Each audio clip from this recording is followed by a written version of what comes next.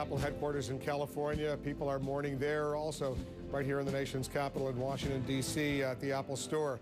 People all over the world are mourning the loss of Steve Jobs. Leo Laporte is the host of the nationally syndicated Tech Guy radio show on Premier Radio Networks. He's the founder of his own internet-based technology network, This Week in Tech. He's interviewed Steve Jobs many times. Leo, what goes through your mind on this sad day? You know, we were so prepared for this. We knew it was coming, and yet it's still such a shock, and it's so sad. And I'm really trying to focus on celebrating his life. This is a guy who lived his life exactly as he wanted to. Woz said that Steve exceeded every goal he ever set for himself. He's a guy who lived his dreams and changed our lives as a result.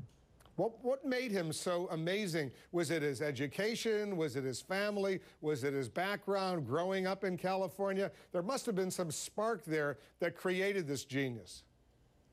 What are the ingredients that make somebody like that? You know, he was a college dropout. It wasn't his education. I think there was something inside him that drove him to exceed. He didn't care what other people thought. He cared about making great stuff. And he succeeded every step of the way. He stumbled, occasionally made mistakes. He wandered in the wilderness after being fired at Apple, and yet he kept coming back. And I think it was his extraordinary drive that really made him the man he is. In your interviews with him, what was he like as a person? Was he easy to get along with? Did he like to chat? Did he talk about sports or baseball or something? Or was he simply focused on technology?